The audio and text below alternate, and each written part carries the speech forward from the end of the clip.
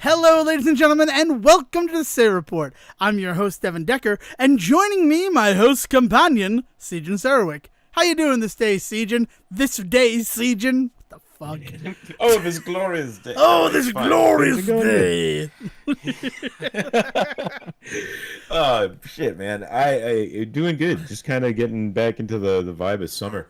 Spent the entire day yesterday taking apart a smoker and trying to repair it and out in the hot sun and cleaning the inside of it and repainting it eventually once we realized it was rusted out. It was just a crazy day. And Utah is it's not known for being cool.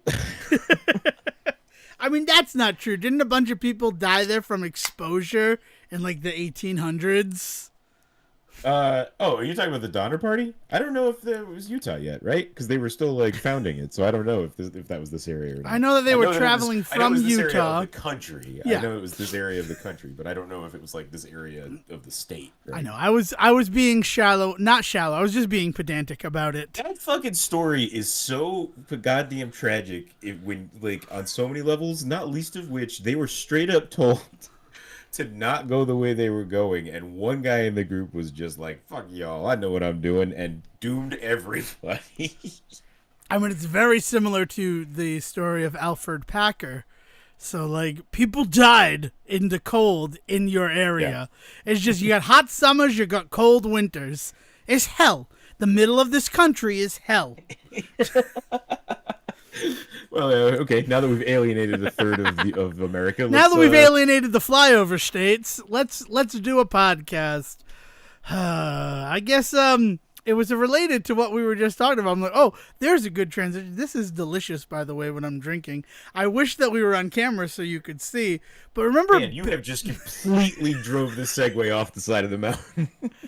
Just like the Donner Party. Cha-cha-cha-cha. Oh, I remember what I was going to talk about now. But first, do you remember Bang Energy and how they, like, went bankrupt? Apparently, they're back. Because I was at the Walgreens and I found this black cherry vanilla Bang Energy with a new logo and new font and kerning. And I'm drinking it, and it's very good. And maybe that's why I am ping-ponging around. Sejan, so local references, local work. One of the local radio stations in Rhode Island this week, they do the screen test show, right? It's 92 Pro FM. I don't fucking care. They do screen tests where they do a movie line every morning. And this week, because of Jennifer, they're like, we need to give Jennifer Lopez a break.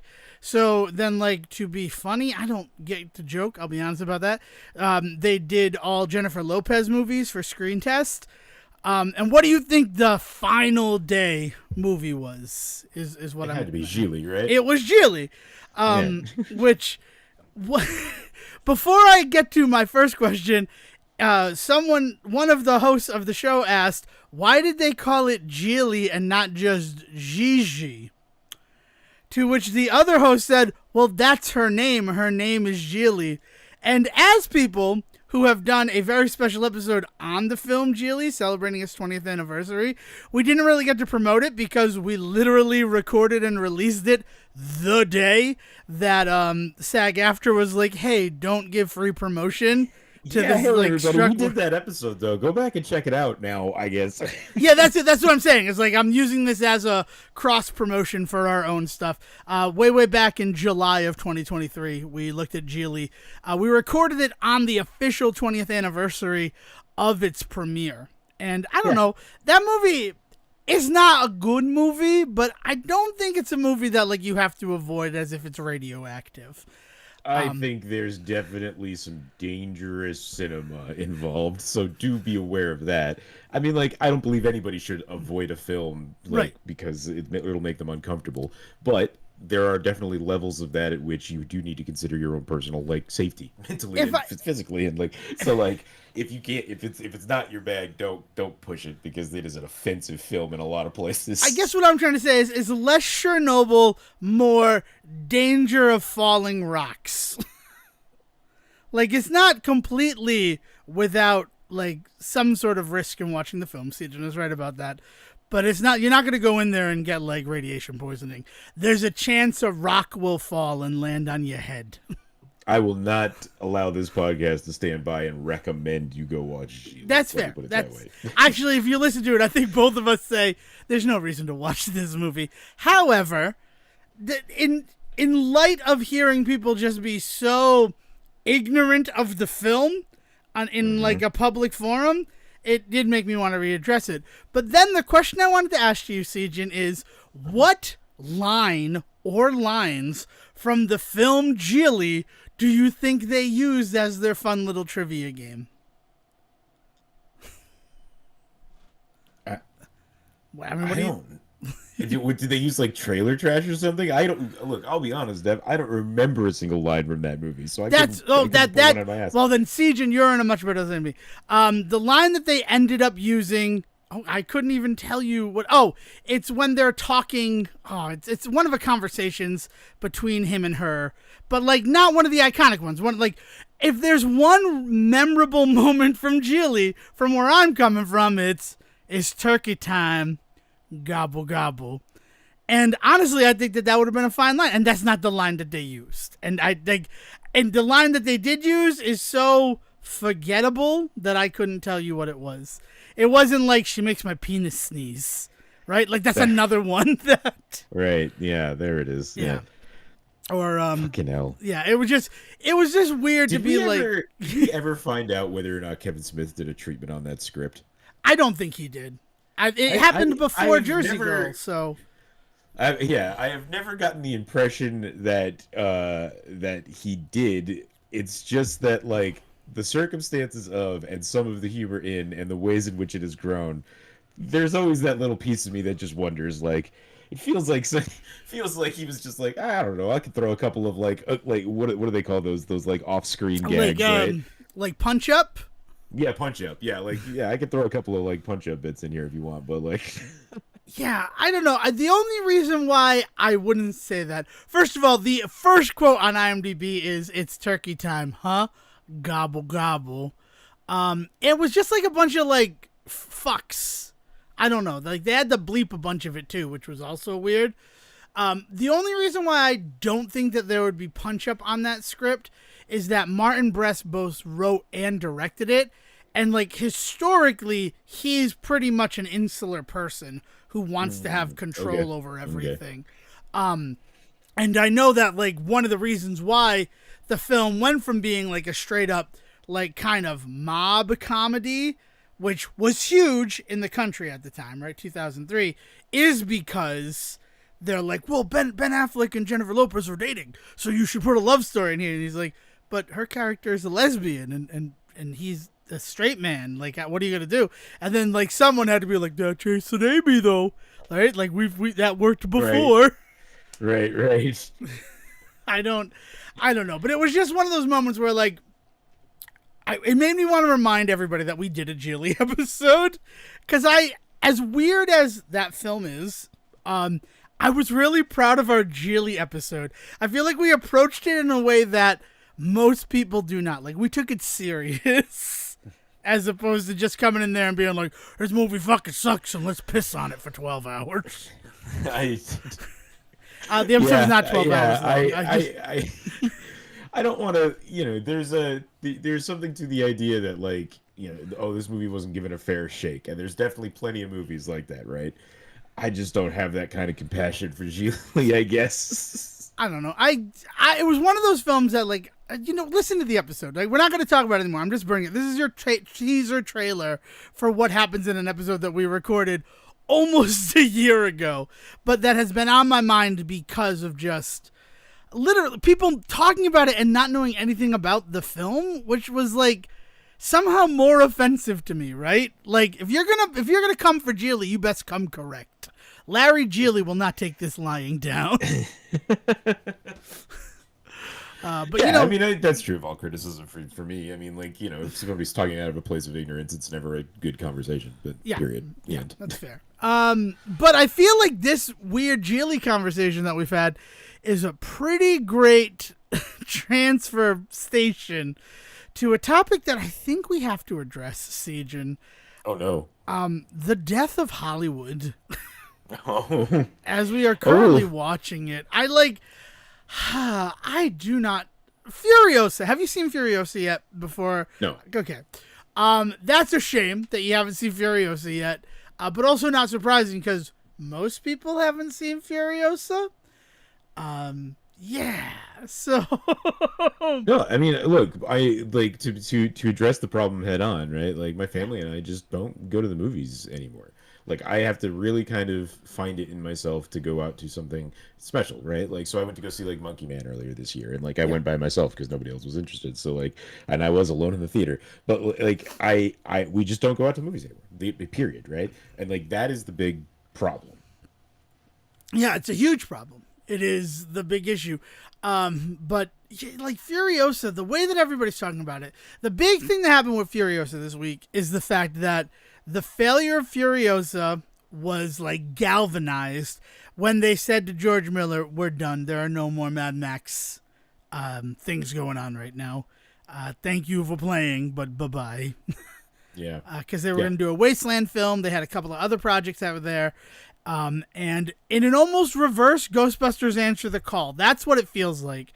Because Answer the Call did not have anything listed. And then they're like, oh, we're going to do everything because it did huge its first weekend. And then the second weekend, they're like, hey, just forget that we said any of that, right? Like, we got excited. Right. As we're recording this a day after Ghostbusters Day, which did you know that Ghostbusters Day was a thing? Because I was a little surprised when everybody's like, Happy Ghostbusters Day. And I'm like, oh, June 8th. Yeah, okay, that's when it came out 40 years ago. And then I was reminded Ghostbusters is 40 years old. And, life continued on for me from there. But, yeah, it's like Furiosa officially killed the Mad Max franchise. And that probably isn't true, right? Because it was how many years between Thunderdome and Fury Road? Right. Yeah. No franchise is ever truly dead, right? Just look at the Fall Guy. I mean, now the Fall Guy is truly dead, but doing a show based on a 1980s TV show that like most people weren't familiar with, nothing is safe in this modern landscape. Well, now everything might be safe in this modern landscape of reboots, remakes, and redos, but. Yeah. Yeah. I mean, we have talked about this a bit on the show already, right? This idea that just like no movie is really truly doing well. Like the odd one out are, right? Like Dune 2, I think was considered a success, right? Like I don't think anybody is out there arguing with Dune that. 2 is I'm pretty sure the only success this year. There might be one other one. Is Wonka considered last year's release? Wonka is a last year release, yeah. Yeah, okay. Because I know that was the other big one that was really going on in January, but with it releasing actually technically in December, right? Yeah, so that's the big thing, right? Is like I was going to ask, since Dune 2, I just don't think anything else has really caught on, right? Yeah. It's been like this for a while, and people have been kind of noting it, and I think people are slowly starting to kind of like you're still seeing those arguments online where somebody wants to say, well, nobody's going to movies, but then everybody wants to be like, yeah, but this one legitimately like has things to be criticized, and you're seeing less and less and less of that pushback. It's like, yeah, this movie's not doing well, but no, like, what movie is? And I don't know, what did Linklater say? Linklater said something really interesting this week about this. About Hitman. With Hitman coming out and critically doing gangbusters, but I don't, we don't have any idea what's going on with it financially yet, do we? Well, it's a Netflix release. I mean, it just dropped to Netflix, and it was one of those questions of like, what would this have done? Though. Was it in theaters? I did not know. Yeah, that they did it. They did a limited. Yeah, they did their limited theatrical release with it as well. But he said something interesting about how like modern audiences right now don't want complicated movies. Essentially, was what he was talking about. He was like, that's just not what they're interested in. And it was wild to kind of watch like and him kind of admitting this in the wake of a release of a film doing extremely well. That is very not Linklater, right? This like it's very Linklater. That is romantic action comedy. That is marketing. So I've seen Hitman, watched Hitman yesterday, was very surprised. We were sitting down as a family, like, what are we gonna watch? And saw that Hitman was available, and all of us had wanted to see Hitman. My father because Glenn Powell, my mother just because like she thought it was gonna be like an analyze this, analyze that. Mr. Right is the other one that she brought up, the Sam Rockwell, Anna Kendrick film. She thought it was going to be in like the vein of that type of movie, so she was excited for it. And then Dale and I, like, we'll just see anything that Richard Linklater has a hand in. And it is directed by him, written by him with Glenn Powell. And you say, like, comedy, there's no real action in it. It is essentially before sunrise if Jesse were spoilers for Hitman, even though if you go to Netflix, like the description spoiled this for me. And I think that might have been why I was able to temper my expectations just a little bit. That he's a fake hitman. He's not really a hitman. He just pretends to be That's one. what they've. Right, that's been the story all along. Right, yeah, but I didn't know that. I didn't know that going in. Yeah. And the marketing Okay. doesn't really talk about that. Yeah. Okay. I don't know. Got it somewhere. Yeah. But yeah, the whole point is that he's faking it. Right, he's trying to. Yeah. Okay. Sorry. Yeah. Go on. Yeah, I mean, like, the writing, a professor moonlighting as a hitman of sorts for his city police department descends into dangerous, dubious territory when he finds himself attracted to a woman who enlists his services. So, I mean, yes, if you read between the lines, I mean, Linklater, I mean, Linklater's not bad, right, as a portmanteau of Richard and Linklater. I'm not going to keep saying it, but I'm not upset with it. Linklater saying that people don't want complicated movies. Hitman is so fucking complicated as a film. Let me find the exact quote though before we. That's okay. And looking at Box Office Mojo while you're doing that, it's only been released internationally. It doesn't have a domestic release yet, or if it does, they haven't reported any of the earnings yet. So internationally, it's made $1.1 million, being released in 8 different countries around the world. The highest gross is in the Netherlands, which I don't know what that means. But that's 761,000 and some change. So, yeah, I don't know about domestic release on that one. I knew that there was like that discussion, sort of along the lines with like Roadhouse, where Doug Liman was disappointed that it wasn't going to get a theatrical release. The like response was like, yeah, but Hitman's not, and we're fine with that. Like, we know that this is better suited to be a streaming movie. Yeah. So yeah.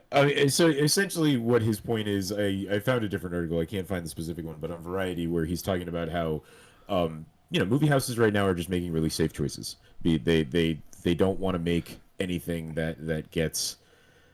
So when he was saying audiences, I guess what he meant was people buying tickets to movie theaters as opposed to like people that actually want to watch movies.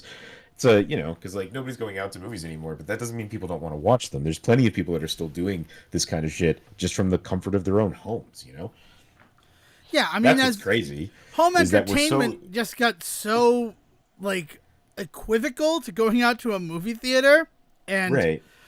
But we're so specifically focused, have always been, and this is something you and I have always called out, on that opening day box office number. If you don't hit that, it doesn't matter if you are able to pick up tickets for the next 6 months. It doesn't matter how well you sell DVDs at home or toys or anything like that. If the movie doesn't do well, you're canned, right? And like that's so crazy that's where we've gotten to now, because we've seen so many examples throughout history of movies that didn't do so hot at first but picked up steam later, or didn't do so hot in the theaters but had such long legs on DVD or VHS or whatever, like, and or there's so many examples of movies that we consider to be good movies now that opening day box office metric just doesn't reflect, right? And I think that's kind of like the problem right now with the whole Hollywood is dying conversation, is that is all set upon the foundation that because we are not seeing a good box office in those first couple of weeks of a film, then all of these movies are trash. And it's like, maybe not. Like the thing that's killing me about Furiosa is that we do want to go and see that movie. It's just the calculation on going out to a movie theater nowadays like requires that we plan it like 2 or 3 weeks out. Like we can't be there in that first moment to make sure the movie does well. But all these movie theaters around us now are hearing how bad that movie's doing, that they're pulling it away. So at that point, it's not even worth, like, we'll just wait until it's available at home. It just becomes like that metric of how did this movie do in the first 2 days it was out, the first 3 days if it's a 3-day weekend, like how does that reflect the actual like reception of the movie, of the films nowadays? Has it ever accurately like depicted that? No, I don't think it has. Well, we talked about some movie recently. I think it was like the Flintstones. Like it ended up having this huge opening, and it almost feels as if that's what started that. It's like, oh my God, it had this big opening, but then it didn't go on to do much better than that opening. right? Everybody's just excited Yeah, because when did the switch from like a movie like having 2 to 3 movies out and like them being out for months at a time turn to this? We need to have a movie every weekend, right? There was a moment where that flips switched, right? Because famously, Gone with the Wind was in theaters for what, like a year and a half or something like yeah. that, 18 months. So it has to be because The Departed, of all friggin' movies, was in theaters for a year. Like what's it? The Seekonk. Remember when Seekonk, Massachusetts, had the 2 theaters, and now But I'm like, talking like back in like the 80s and oh 90s. yeah. Well, I At mean, we some want to talk about the point- 80s. I already talked about Ghostbuster Day. Ghostbusters and Gremlins came out on June 8th, 1984. Like there also used to be options as opposed to every weekend is a tentpole for some movie.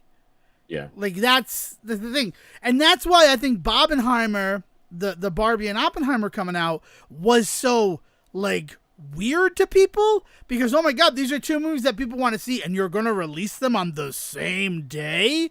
Like it's almost become part of the marketing as like that was such a thing to like I don't even know. But yeah, it's strange that the way you're talking about it, right? Like Furiosa, we bought our tickets about a month in advance. And like we're going to go see it on Memorial Day at this time. Fall Guy, as soon as they went on sale. I have tickets for Deadpool and Wolverine already because I want to make sure I get the seats that I want to see that movie on release date. That's just like, that's how I do it now because it's not every weekend I'm going to the movies, right? The other story that I'm going to tell is that I went to go see Bad Boys Ride or Die this weekend, and that was totally a film of opportunity. I had considered buying tickets like leading up to it and no tickets were sold. And then because I had a dentist appointment this past Friday, and then I'm like, well, if I'm out of it with enough time to go see the first showing, I'll go see Bad Boys Ride or Die. And it worked out. And that felt so like, am I back to going to the movies every week? And I'm like, no, you're not. This is 100% a film of opportunity. You were out of work today because you went to the dentist and you don't want to go back to work afterwards. And then, you're going to go see a movie because what else are you going to do while your mouth is like kind of in recovery, right? You're just going to sit somewhere. Yeah. This is the first time I got concessions at a movie. I'm going to say in probably 5 years, which was crazy. I have a Furiosa collector's cup to just tie it all together. And that's going to just stand as, a relic of a time that of a bygone era. Yeah, it's just crazy. But that movie, having no expectations for it, only going because of the opportunity to it, that is probably my favorite film that I've seen, in the theater this year. And there were 9 other people in there with me, so it wasn't just me alone. But that movie, just like technically, some of the stuff that they were doing, some of the shots, some of the action sequences, like they got to be kicking themselves that they called the third Bad Boys movie Bad Boys for Life. Because that should have been the name of this one. And let's be honest, For Life and Ride or Die is kind of the same thing, right? Like they could have swapped them and been fine, but I don't think they knew that this movie was coming. Man, you were just lining up the overcritical like one-liners, man. I'm so sorry. But it's okay. I have not yet gotten to see Bad Boys. I am hoping to. But as far as the technical stuff goes, there's actually some really cool shit going around of watching behind the scenes stuff of like Will Smith with like this giant like rig on him that had like 3 or 4 articulation points where the camera was being, I don't know if it was programmed or being like in real time controlled, but it would whip around and that's how they got some of those shots of like right in his face and then to like the aim of the gun, to right to his face, to the aim of the gun, like that kind of stuff. I will say that the Bad Boys movies have always kind of really pushed the envelope in terms of filmmaking. Because it was Bad Boys 2 that does that one of the wall shot, right? Yeah, where that the camera goes around the wall. Sequence that, it just spinning around and here's the other crazy thing, right? So Bad Boys, clearly it's the 4th film in the franchise, right? But it is sort of an original franchise, right? Like, it's not inspired by anything when it comes out in 96, right? Michael Bay just, like, doing this. And then you have... It's tropey, but as far as, like, some core, like, things that make it Mike bad, Lowry like, is not some character that people have pre-existing ideas about when they're going to see this adaptation of the character. Right. Exactly. Like, Mike Lowry's brand freaking new. Marcus... Oh, I can't think of his name. Barrett, maybe? I feel bad that I don't know Marcus's last name. Is like they're completely blank slates. They say Mike Lowry like 1,000 times. They say Mike Lowry's name all the fucking time. It's all the time. I'm looking it up though, because I don't want to be a total jerk. I want to make sure Marcus Burnett. I don't feel bad with Barrett. I feel like I was pretty close with that. It was. Here's 25 minutes into this episode of the Say Report. I am recommending anybody who can go see Bad Boys. Honestly, and if you can't get out to the theater, there are other methods to see films. And I'm recommending, it's such an enjoyable film. It is the best film that I've seen in theaters this year. And that's an illustrious list of Argyle, Madam Web, Ghostbusters, Frozen Empire, The Fall Guy, Furiosa. Right? Furiosa, I felt bad it knocking Furiosa back one, but like the fact that the film is only an hour and 55 minutes, you haven't seen Furiosa yet, but like I have this theory that I want to get out there, and this theory may just be influenced by me. I always thought Furiosa was going to be a show. I thought Furiosa was going to be a streaming I thought they had talked about like a 6-episode miniseries on HBO as well. Right. That's not. So that's not completely out of nowhere. I had that impression as well. Well, but one of the things that had kind of happened and evolved is it then turned into the conversation of a possible trilogy of film, which to me was like, okay, so they're just going to take their show concept and just build it out, whatever. Like I had. There had been a little bit of an arc in that story eventually at some point, because they had talked about turning it, maybe once they got like Anna Taylor-Joy involved or something like that, it had come out that they were really looking more at like a 3-movie franchise. It's such a bummer. Yeah, because I was to see where the rest of the story goes type stuff, but right. Well, I mean that one leads directly into Fury Road, so I don't know how you would do that. Like it literally ends with the beginning of Fury Road, which was kind of cool. Maybe they saw. Yeah. Sorry. But then, so I was not interested in Furiosa. I'm like, I want it to be a movie. I don't really want to watch it as a show. I have some issues with how, streaming entertainment, will sometimes take its time to pad out an episode order. Sometimes it works really well and sometimes it does not work for me. So I'm always a little wary of it. I will say over the past few years, watching things like Lioness and Tulsa King, my fears about that have sort of started to drift away. Granted, I mean, that's Tyler Sheridan, that's Paramount, not really giving him the oversight that something like Netflix or even Amazon seems to give to the shows that are being produced in terms of, no, we need an extra episode on this one. Disney Plus is the other one where it feels like we need to pad out an episode order. I don't know. These are all my own opinions based on streaming entertainment. So I was not interested in Furiosa when it was announced as a TV show. And then I saw a trailer at the movie theater and I'm like, oh, it's a movie? Then that changes everything. But then when you see Furiosa, and again, this is sort of small, it's broken up into 5 parts. It's a 5-act play. And it's 2 hours and 30 minutes long. So, it kind of just feels like it is 5 episodes of TV presented as a movie. And, I haven't wanted to say that because I don't want to influence people seeing the movie. But it is this weird way that I felt about it where I'm like, yeah, it's kind of weird how it's broken up, almost episodically. And I have this thought in my head that it was supposed to be a TV show. And then, oh, look at that. It's 5 30-minute stories. Mm-hmm. I don't know how I'm supposed to feel. I mean, I still really liked the movie, but Bad Boys, I mean, it started and I was honestly, I whiplash from just how, fast and Furious, but not Fast and Furious.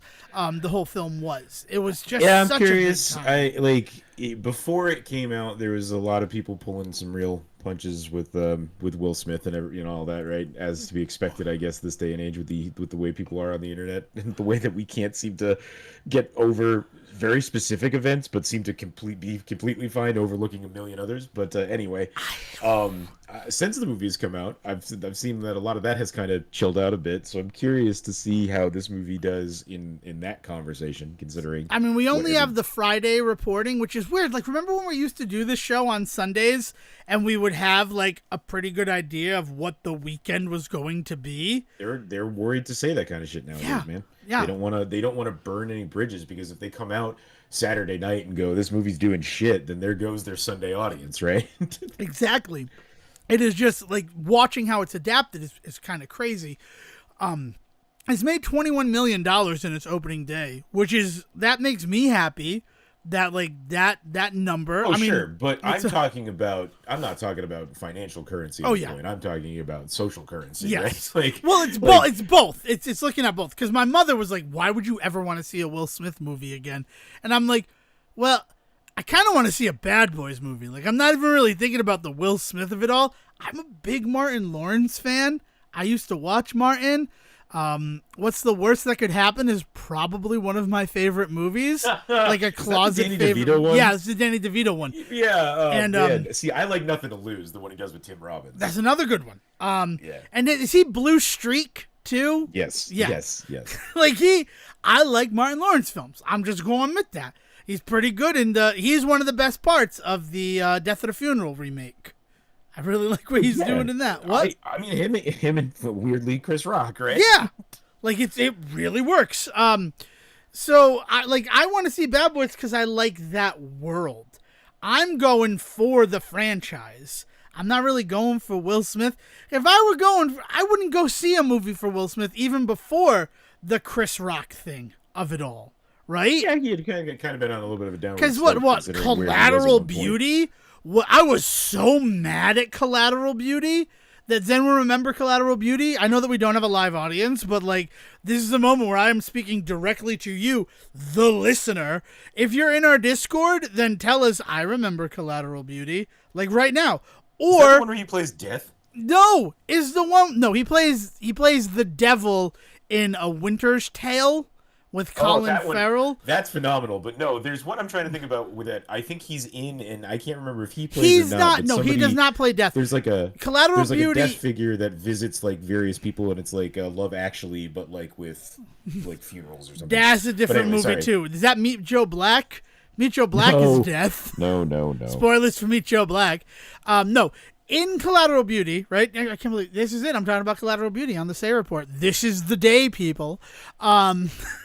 It is basically a Christmas Carol, but oh God. All right. See, I don't want to do this. Okay. Big spoilers for Collateral Beauty, a movie that I am going on record as saying there is never any reason to see this film. This is not a film that deserves your time. That is what I have to say about Collateral Beauty. And now I'm going to steal like roughly 15 minutes of your day while I talk about Collateral Beauty. A film that came out, I am looking it up just so I don't want producer roles. I want actor roles. Thank you, IMDb. Okay, previous roles. You can talk too, Siege, and it doesn't just have to be me yelling about it. I don't know what to say about it. That's fine. 2016 film Collateral Beauty. This movie that I can't remember what the fucking point of it was. But yes, there's been a series of Will Smith films that have not been. This is the movie. Yes. This is the movie that like I'm never seeing another Will Smith film would be Collateral Beauty. So he plays a character named Howard, and Howard is like a big executive. And he's super insular and So his coworkers are like, oh, why don't we hire some actors to like teach him like what life should be about? And they hire these 3 actors who are played by Helen Mirren, Keira Knightley, and Jacob Latimore to so they are pretending to be like ghostly, like coming into your life figures. Yes. But That is what I was thinking was going on in this movie. Yes, okay, this okay, is the movie I was thinking but of. then Where like, here's yeah, there's like some, but but I did what I didn't realize it was not real because I've oh never seen the oh movie. no, So Sejan, that's the fuck of it. So these people go and hire Kate Winslet, Ed Norton, and Michael Pena, hire Helen Mirren, Keira Knightley, and Jacob Lattimore to represent like I'm love, I'm death, I don't know, sadness. I don't remember what the third one is. And these people get hired, but then the twist of the film is that they are actually those three individuals personified. all right. I'm feeling a lot better about my. Okay, I thought there was like some supernatural, like mystical shit about this movie. Yes, okay. Now, love, time, and death. So he's writing letters to love, time, and death about, like, he's upset. The spoiler is he lost his daughter. Or a child. I'm pretty sure it was his daughter. And, like, rather than deal with it, he's just kind of forgotten it. Like, he's like amnesia and he doesn't do it. He doesn't recognize his wife anymore. Like, he goes to a support group that his wife is running and he treats her like a stranger. The whole film is basically gaslighting the fucking musical. There's no music, but it's just everybody is gaslighting everybody else. Like, oh yeah, no, we'll pretend to be these actors. And then the three of them are like, oh, is it right that we're pretending to be these things when we're actually love, time, and death? And it's like, what the fuck is happening? And the whole film just like keeps building and building until nothing fucking happens. And it's so frustrating. It sounds like somebody trying to really go like do like Shakespeare, right? Like have their like Queen of the Fairies, that kind of whole like magic, is it real, is it not, oh my god it is moment. And that there's a reason why that hasn't really been captured many times very well, right? Like, first of all, the film is weirdly a Christmas Carol, but then also instead of the past, present, future, it's love, time, and death, which also kind of works, I guess, if you want to look at past, present, and future from like a different angle. But like, that film is an hour and 37 minutes long. I felt like I was in the theater for 17 days. It is poorly paced. Everything like this, like, oh, so they're really them. And then it's like, no, we're not really them. All right, so we're really them. I'm like, what the fuck? Like, you're just lying to me as an audience member, and I'm seeing through your lies. Like, no, the one that, I mean, the big one for me was After Earth, when like I tried really hard to get into that movie because like the marketing for it and the concepts about it seemed really cool, and like some of the stuff that they were talking about with like effects and they were doing it seemed really cool. And then I just sat there and like 30 minutes into After Earth, as I was watching that movie, I was just like, I can't wrap my head around anything that's happening, and I also don't think that matters. What am I doing here? And that's like not entirely on Will Smith, but there was definitely large points of that movie where I was just like, is this just him just riffing? like did he want this? And then like it came out afterwards that there was potentially a lot of stuff on his part actually trying to fuck around with things in the script, because him and some people that he's like involved with, I don't know, religiously from what I understand. Yeah, like that was a whole thing there. Right? The one thing that I remember from After Earth, and this is like just insane to me, is the 3-piece chopsticks that they eat with. They're like plexiglass chopsticks, and it's 3 of them working in tandem to pick up food. And I'm like, what the fuck? Like, that doesn't even look futuristic. Like, this, like, it just looks like you have an extra chopstick in your hand. Why do you have that? Like, what is it doing? Did they show it doing something that chopsticks don't already do? No, like it essentially, it's like chopsticks are too hard. This, but we can't have flatware anywhere, right? We're not making forks or spoons or knives anymore. Everything in our society will be eaten with chopsticks, but we understand that chopsticks are a little bit difficult. So as compromise, we've given you a third one, and now chopsticks are like elongations of your thumb, index, and ring finger. And that's how you'll pick up the food. And I'm like, wild. Why is this in the movie? But I couldn't tell you anything else that happens in After Earth except for they eat with 3 stick chopsticks. There's And the part where he dives off the cliff. That's pretty rad. I remember thinking when I was a kid. that I don't remember that. That I'm being sincere. I liked Focus. That was a pretty good Will Smith movie. I Margot really Robbie in loved. it, right? Was that That's with in Margot Robbie? That's the in first time they in their worked together. non-Suicide Squad movie. Yeah. Yeah. Yeah, like that movie was really enjoyable. Concussion, I liked. I thought he did a good job in that movie as well. Like it's like he's a good actor. Winter's Tale, even though it was ridiculous, I fucking love that Winter's movie. Tale. I That do movie's too. We were like in the theater, like the fuck is happening? I'm like, but I He's don't got like a hate Hendrix it. shirt on as like Yeah, the devil, as the right? devil Isn't that like the in like the 1800s New York. It's yeah. When does that film take place? Having fun. It takes place out of time and space. It does not take place out of time and space.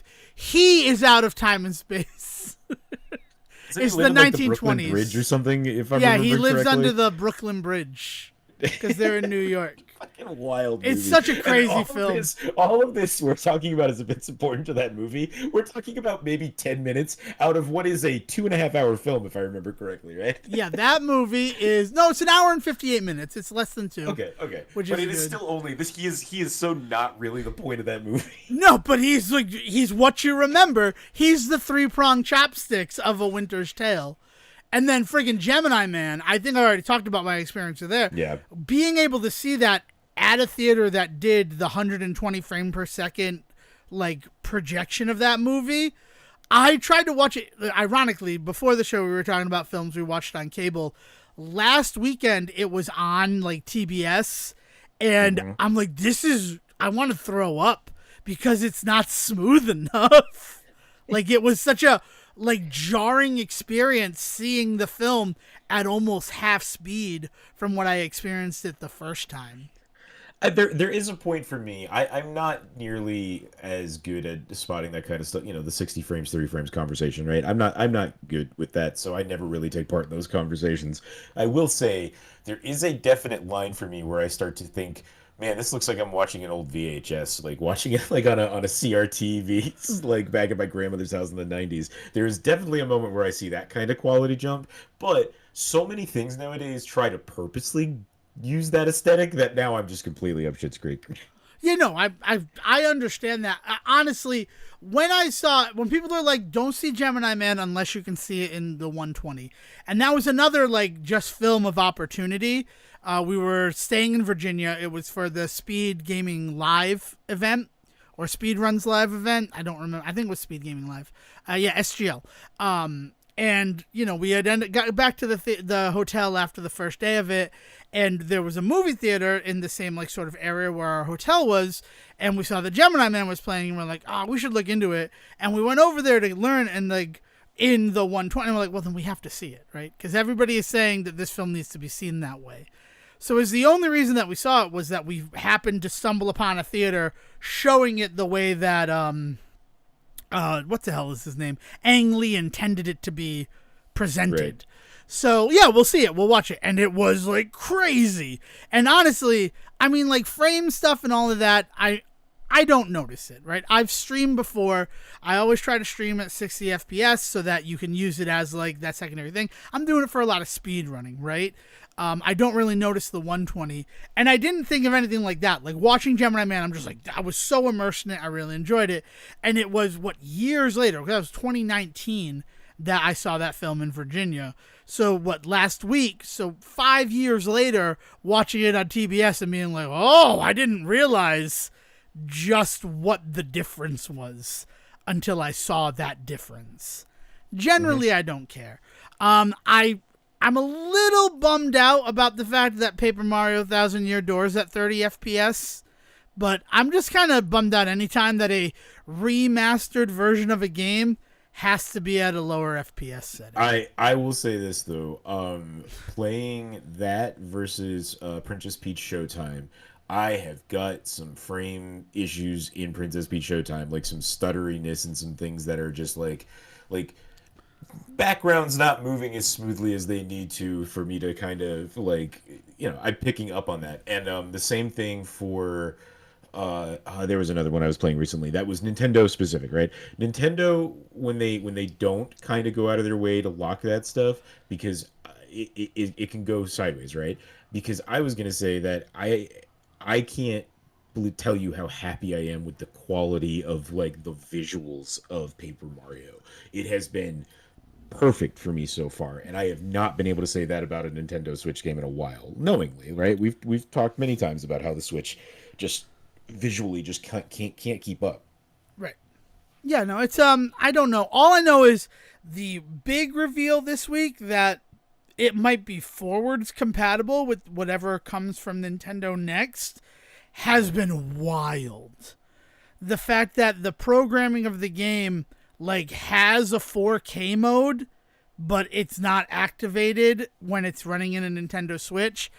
And, everybody's like, so that makes it think that if you plug it into a Switch 2, then it's going to be able to deliver 4K visuals, which would be insane, right? And already using emulation solutions, people have been able to uncap it and get at least 60 FPS and I think 4K. I think I saw one video of that. So the game is capable of it on better hardware than what the Switch is. And Right. everybody thinking that like, oh, that means maybe it'll be forward compatible to the Switch 2.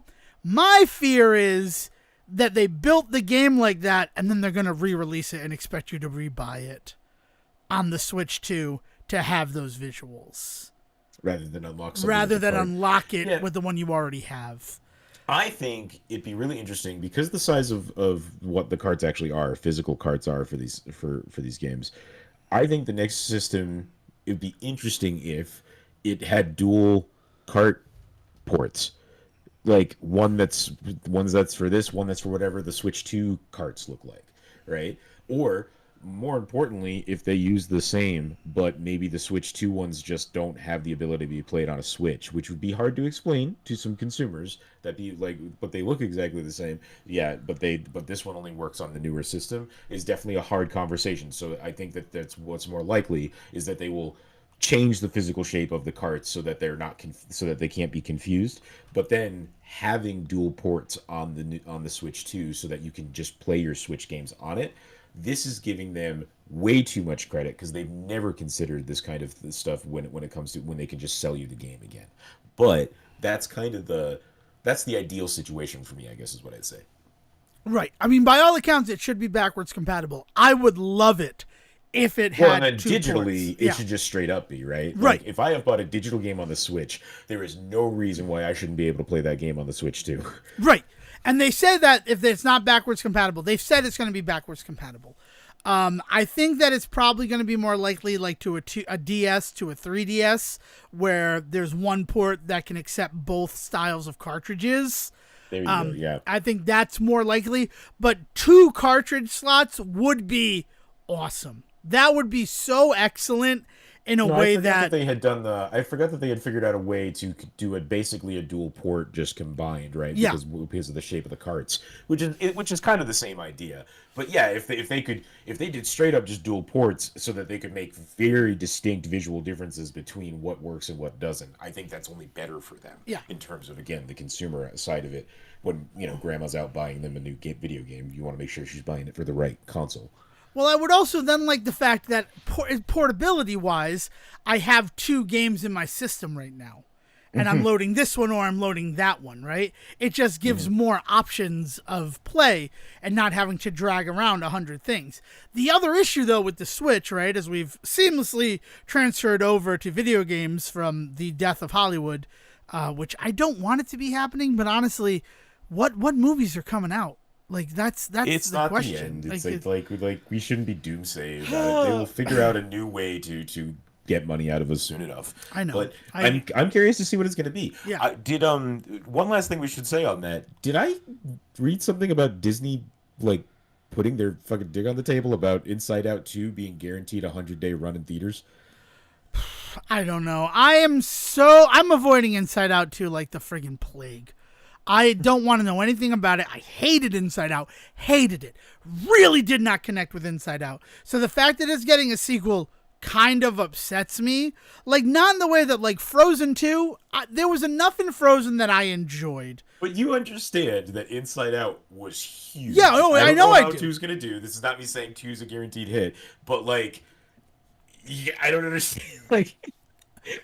No, I don't but know. that But go doesn't ahead, change go the ahead. fact Make I your can point. understand that people are going to be excited about it. I see people excited about it all the time. Personally, I'm not interested. So I'm not seeking out Yeah, but you've information. not been interested in a Pixar release in 10 years. That's so you're not not the true. audience. That's not true. I was excited for Luca. I was excited for Turning Red. Those were ones I was Turning excited Red wasn't about. Pixar. What was? Turning Red was Disney Animation, I believe. Turning Red was Was I definitely a wrong? Pixar Was it film. Pixar? Yeah. Okay, yeah. But you've named two, right? That was, but you said in the last 10 years, right? Like that's not. Yeah, but you are not. Yeah, okay. So you named 2 out of what 8 films? I like The Good Dinosaur.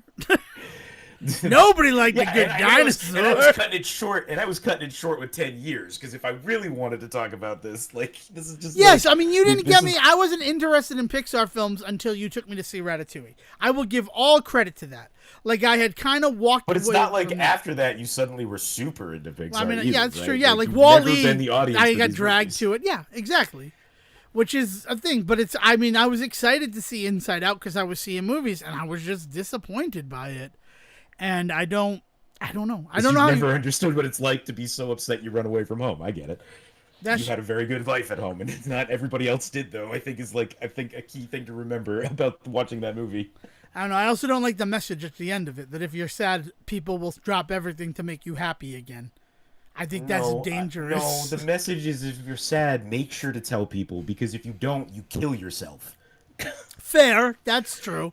I guess That's I'm also. actually the message of that movie, Dev, is like, don't hold it inside. Whenever you talk like this, you realize that you're telling people that listen to you, keep your shit to yourself, which is actually something you distinctly talked about not wanting to do on the Anstellar Universe this week. Well, yeah, no, but I think that, so maybe that's the issue with me and like Inside Out is that I've always like understood that emotions are to be felt no matter what they are. So then I don't need a movie to tell me that. So there's nothing for me to take away from that film that I don't already know. But you do recognize that movies aren't made just for you, right? I do. I know that. I'm not saying the idea that it of should emotional be. availability is not actually something everybody in the world is Understands. super I good get with. that. Yes, I do. But I'm trying to understand why I failed to connect with the film, and I think that might be it. Is that like it didn't work for me? But then don't use phrases like that movie has a bad message or tells people to do a bad thing. I said Because I that's not think what's that happening. movie. I thought that movie had a weird message. I thought that's how I read that sequence. Was like, oh, if you're not, but you're right. It's more like people. If you don't tell people you're sad, how can people know that you're sad? Right? If you keep all your emotions inside and don't share them, then nobody can help you with it. And eventually, like you said, you'll kill yourself. You're right about that. But I'm not excited about Inside Out 2. I'm just going to be honest. But yes, Disney is saying that it's going to save theaters and all of that. Like it is. But there's they at the very least what they've said is it's not going to be up on streaming right away. So they're not going to and that what's important about that is that we've talked about with Pixar with the last few films that Pixar's put out, specifically with things like Soul and that they kind of shot themselves in the foot by like putting them out in theaters, but then also putting them up on Disney Plus. Some of them day and date, right? No, I mean, I don't know if Soul, like Luca, I don't think ever went to theaters. I don't think Turning Red ever went to theaters. It became Pixar films are straight to Disney Plus for a while there. Right. That's why they did the re-release earlier this year. Right, To but be essentially like, the Disney Plus, the treatment of Pixar in the whole Disney Plus of it all has not been stellar. No. So this was them saying, we're not going to do that this time. yeah. But it's telling that they're doing that on Inside Out 2, a sequel to one of their last really huge hits with Pixar, right? Yes, like very this true. is the one that they're willing to run this little experiment of theirs on, where they're like, fine, you wanted us to back off, so we're gonna back off. Let's see what you can do. And I don't know if it's gonna end well for Pixar. Not because I think the movie's gonna be bad or anything like that. I'm super excited, but with the state of just the industry and people going to the movies, I'm curious to see what happens with Inside Out 2 because of Disney's comment about how they're going to try and keep it off of the Disney Plus platform and give it its fair shake in theaters. Yeah, I agree. I think that, but then like, look at what happened with Wish, right? Wish didn't come to streaming platforms for like 6 months, and that didn't get people out to go see it in theaters. Like it didn't.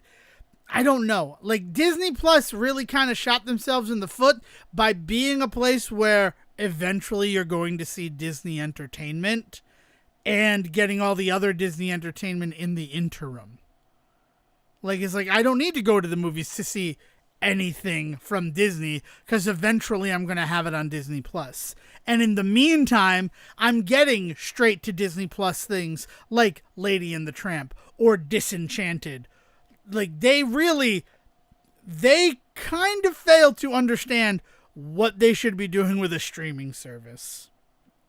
Well, especially with the amount of shit that they didn't have up there at first, right? Yeah. Like, that was obvious from day one when they started the whole platform, and people were immediately like, you know, where's this show? Where's that show? Where's this movie? Where, you know, like, you talked about how this was going to be the place to come and get all this stuff, and it's not here. And now they've done the whole, like, switching stuff up thing, where sometimes things go away for a while, or they go to other platforms, and then they come back. It's, yeah, you're not wrong, because especially because of the promises that were kind of made when they were first talking about this whole kind of idea. Yeah, I would have seen Jungle Cruise regardless if it wasn't the pandemic, but it was nice that I got to see Jungle Cruise when it came to Disney Plus. It was nice that I could watch Luca on Disney Plus, that I could watch Turning Red on Disney Plus, that I could watch Soul on freaking Disney Plus. Strange World, right? That was a film where I'm like, you know, like, I'm interested in this, but I think I see it. I'll just wait to watch it at home. Like, I don't need to go to the theater for it. The Bloomberg article on this shit is making me angry because the title of it is Disney is going to help Pixar get back on track. like they weren't the ones that fucking... That'd be like if Tanya Harding agreed to, like, rehab Nancy Kerrigan. Yeah. Hey, Disney, you hit him in the knee with the freaking crowbar. You don't get to fucking medal for that. According to the Bloomberg article, Disney, the way that Disney is wording it is they are going to give Pixar a 100-day theatrical run before the movie comes to streaming. Now, interestingly, I don't think that necessarily says we won't pull the fucking movie if it's not doing well. Right? But basically they're saying we're giving them 100 days of space. I'm curious to see what happens. They're giving them 100 feet of rope in which to hang themselves. But let's get back to the video games. Yeah, let's go to video games. It's just we put that button on that, though. Yeah, so the big thing that we're dealing with in the Switch space is the MIG Switch, right? I haven't been able to get my hands on one, but I'm very interested in it. Are you familiar with this product, C-Jim? The MIG Switch? Is it like a Switch emulator? Or like, it is. It's a flash card, essentially, for the Nintendo Switch. Okay. And the big thing about it is... It fits in the cart. It's cart size. It's cart size, right? So it's like the D4 with the DS and things like that. Like, it's not something that we haven't seen before, but it's rare to have one, like, during the life cycle of the console, right? I think the last time we saw that was with the PlayStation emulators that would allow you to play PlayStation games on your PC. Those have, like, crazy names, and I can't think of them right now. Like, one starts with a B and is like Bleezy Beeb or something like that. I don't... But, like, that was the last time... I don't know, man. I'm not going to be able to help you on that one. That's okay. It's fine. I mean, I could look it up when next time that you're talking and actually have the name. But the last time that we really saw, like, emulation solutions, like, during the time of the console being, like, releasing new product was kind of that. Like, the DS one didn't really come out until after 3DS had happened.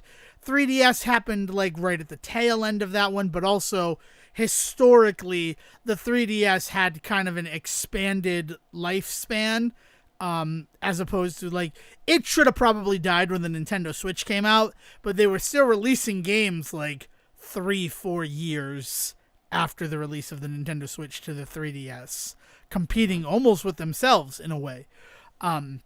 So the big thing about the MIG Switch is you have to get a dumper to dump your games to your computer before putting them on an SD card to slide into the MIG Switch will then allow you to access the games. The beauty of this system is that you're supposed to own every game that you have, right? They have designed a system where you have to buy the game in order to dump not just the game files, but also that unique license. Like if you look at 2 copies of the same Switch game, they have like a different like 8-digit code on them, and that's to specify the unique license that belongs to each cart. And it's sort of a way that, you know, if I buy one copy and if I were to somehow flash a copy of that game and Dale is using the real one and I'm using the fake one, they would be able to identify that 2 copies of that game are being played at the same time. Right, and that's key. It's that they're being played at the same time, because you can still switch around with your friends. Right. If you each get your copies of Mario Kart 8 mixed up, it's okay. You can still keep playing. It's just that if at one point that ID flashes pings at the same time on 2 different devices, they know one of y'all is doing something, Exactly. illegal. Which is why the MIG switch is such like everybody's pretty happy about it. Is it illegal? I want to make sure I'm clear on that. Is it illegal or is it just against TOS? Because those are 2 different things and it gets used interchangeably too much. I mean, they want you to believe that it's illegal. Emulation is not illegal because of Bleem. Bleem is the name of the emulator. That just came to me. Yeah, Bleem. Then it's an exclamation mark. A commercial PlayStation emulator released by the Bleem Company in 1999 for IBM. Bleem sounds like the little green alien that you call in to help you with your weekly problems. Right, exactly. I don't know, Bleem. Whatever you say, Mr. Decker.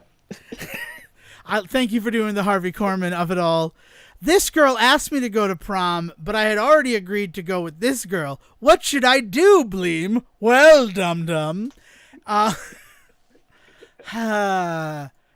So like because of things like Bleem, emulation is completely legal. That is there's no gray area about whether or not emulation is legal. Where legality comes into it is you have to own the software, right? That's one of the reasons why they don't sell you software anymore. They sell you licenses.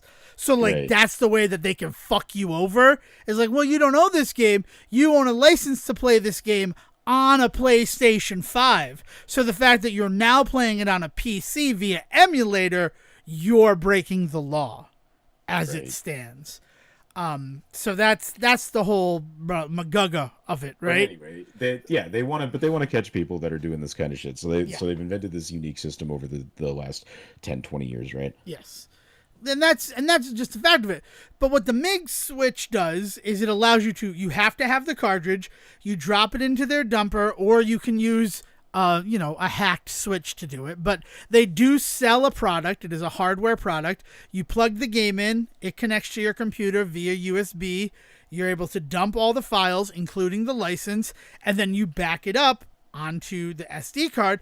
And then you can have just the MIG thing in there, and then all of your games are there. Like I was talking before, like where dual cartridge ports would be nice, because I could always have like Mario Kart 8 in there. Because I know at any given moment Mario Kart 8 is probably going to come up, right? But this is fucking huge in terms of preservation, right? Yes. Preservation in history, right? Because the idea being that we're seeing this more and more now, where companies that go under or companies that just get too big and they want to shake off some of the smaller franchises that they're not really paying attention to anymore, they'll just lose shit. And because of the fact that they don't let anybody else's shit work without being able to come back and verify a license, it's just like, sorry, this game's unplayable, this game is unusable, this game blah blah blah. The idea that the MIG switch can actually pull that and hold on to it, and we could have a number of people in the world that still have this stuff later on. Like, we can work with it to figure out ways around certain like aspects in that regard. We can also use it to just play the damn games, because if the game's not available on the store anymore, right? And like, this is something that people have been kind of doing, if we were to look at a scale of like 100% of people that are interested in emulation and ROMs, the amount of people that are actually doing the work to actually keep the ROMs going is probably in like the 30 to 40 range, right? This makes it so that other 60% of people that are interested in ROMs and in that community and like are, there because of the social aspects and the idea of keeping the hobby alive and all that, they have the potential to jump on board, and we can get that number up to like 60 to 80% of people that are in that community are also archivists within that community. That's fucking nuts. That's huge. And that would be huge. on the same thing, we'll get back to the Mig Switch. That Bankaru game that I was talking about, the like Happy Festival game that fans had translated, the one where you're the little Tanuki and it's kind of like a Goemon game. I was coming crazy about it at the end of last year. And they did a full fan translation. 1.3 was the highest it got to as they adapted like the DLC that came out for the game and all of this information. They got a cease and desist early this week, which people are saying, well, so that means that they must be gearing up to release their own version in English, right?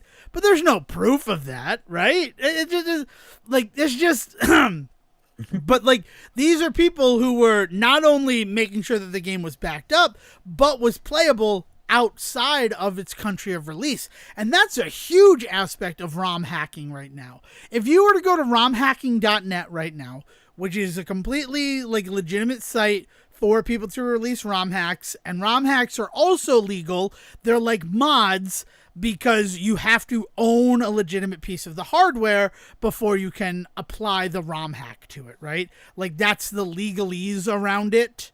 That's why like randomizers are still going. Yeah, even though it is possible to do it without proper hardware, the person that gets the ROM would have to be doing something illegal themselves in order to do that, so they're not responsible, right? It's how far away from the crime can I place myself? Exactly. To be safe is essentially what this game is, right? But one of my favorite things about romhacking.net is how many translations are on there. And not just like Japanese to English, which was huge, like going back to 1999, right? Like when I found Final Fantasy V and was so excited to play it, and then like, oh fuck, I don't read Japanese. And then I was able to find somebody who had translated it.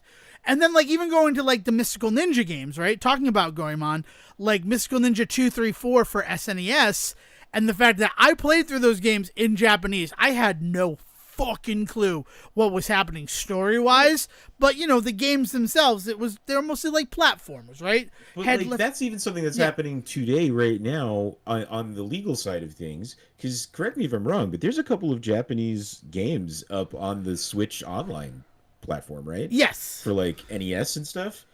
And then they're either fully in Japanese, and you're like, I don't know what this says. Yeah, and I don't know what this is saying, right? And like if that's going to be the way that they give it to you, like, it's not that I don't feel like those things should exist. It's just that, like, how can you expect an average American audience to participate in this thing and like be welcomed into this game if you're not going to make it accessible in any way? I mean, the number one question that I have received from people when they find out that I played like randomized Link to the Past before the whole, you know, when it required the Japanese version of the ROM and it didn't have the English language translation, was how can you play it in Japanese? And it's like, well, I've played the game in English 1,000 times, so I don't need to know what they're saying in order to understand where I need to go in the game. But that was still like the question. Like, it is such a, I've played so many games in like all another language and been like fine because the gameplay communicates itself to me. I mean, I grew up playing NES games, right? Rental NES games. What? Did you and I play the Japanese Goof Troop? Yeah, we Troop played the Japanese Goof Troop. Because we wanted to try the super hard mode, right? Yep. Or this.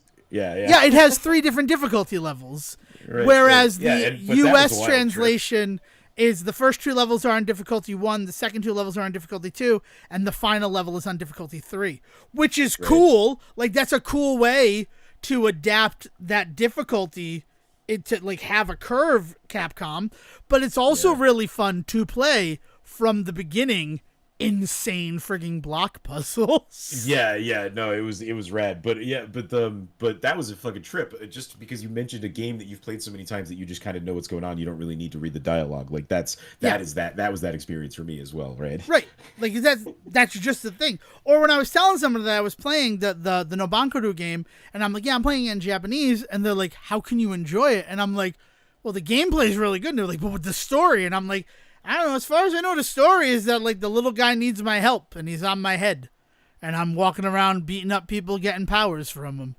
Like I don't need to. Yes, I bet if I had more context, I possibly could get into it more, but like, and I think again that like might feed into why like story in games sometimes can be a deterrent for me, because like I don't need it. I can just, if it's a good gameplay, then I'm gonna keep playing the game. Yeah, you come at things from a ludological I standpoint. know. You like the mechanics and stuff. Right. I get it. Yeah, and that's It's a totally legit way to play video games. yeah. But I understand, like, I just like no, I like people out there giving you shit. I like need to chill. yeah, well, I mean, like, that's, and I say that, but it's like, it's not that they're giving me shit. Like, it's not one of those situations where, like, I'm never going to talk to this person again. How can you be so close-minded? It's just that, like, oh, I wasn't really expecting that to be your response to the fact that I'm playing a game that's in all Japanese right now. Like, I can still play the game, right? Like, I don't know. But like I'm saying, translating games, not just from the Japanese to English, games that were not released outside of it, but games to like to Swedish or to Brazilian so that they can understand the story in their native tongue. That's a huge part of game preservation, right? Is making it more accessible to the world. So yeah, you're not wrong when you say that whole aspect of it. And the MIG switch, I mean, first of all, in addition to the fact that you can dump the games, if you have an emulator, the dumper can act as a way to play the game on a PC. Like that, which is awesome, right? And then you can unlock, like I was saying with Paper Mario 1000 Year Door, it was through that somebody was able to unlock the 4K and everything, where they're like, yeah, no, this is coded into the game. This is not something that, like, I had to apply a bunch of mods to it. Cart in the MIG dumper loaded up the game, was able to get these visuals and this FPS. That's nuts. So that's where the game is at. Man, but the fear is, go see if I can find some clips of that. Yeah. Sorry. But so the MIG switch, people are really nervous because the existence of this technology means that the Ally Express brigade of copycat electronics is not far away, right? Like, you're going to be able to buy the same thing because, reverse engineering, right? Everything that we've seen, right? In our entire lifetimes. Someone's going to buy that MIG switch, realize how to make it on their own, make it cheaper, and then sell it for like $30 on Ally Express. And that's just the fact of how everything works. So the fear is that Nintendo, knowing that, is going to take steps to make sure that that type of technology will not function on the Switch 2 if it's going to be backwards compatible, as they have continually been promising. So that's just... I mean, yeah, it's the cat and mouse game of this kind of shit, right? I wish that there was a better relationship between these kinds of people that are, like... There's definitely shady people that do this stuff. To act like there is not a legal aspect to the copying and selling of like artistic material, like really puts down a lot of people that have gotten screwed, right, in their artistic lives. But like there needs to be a better middle ground. We've gotten, technology is moving so far so fast that they need to get more on the ball. And the worst part of that is that they're Nintendo, is that nobody has figured this out yet. And then once anybody else does, it's still going to be another 10 years till Nintendo even gets onto that game. Yeah, it's the argument that really made me think of it is that if I buy like a cassette tape, right, back when cassette tapes were, I could play that on any cassette player. There wasn't something that like, this is a Sony cassette tape and it will only play in a Sony Walkman, right? Same with like VHS. You could play it on any VHS player, VCR, those are what those are called, from any company, right? There wasn't like proprietary Sony well, they're beta, but you know what I'm saying, right? But what they did is they made the stuff that was able to get onto those platforms proprietary, right? Is they just kind of stepped back and they were just like, these cassettes will work in anything, but only certain artists are going to get to a point where we'll give them the actual deal to be on these cassettes that you can then put out there. So they had you somewhere along the line in the creation process. Sony was making sure that they were in control of some aspect of it. Yes, but along the same way, you bought something, you could use it kind of the way you wanted to. Right? Yeah, right. So, and that has just never been the fact with video games. Like, video games... Look at the other big industry this is huge in is farming. Yeah. Right? Right. Like you have these guys that buy like John Deere tractors now that are like they sign contracts that force them to have a John Deere like technician come and look at it anytime it breaks down, which is so against the norm in that industry. These are guys that are used to buying a piece of technology and then learning all about it themselves and just taking care of it themselves for 50 years.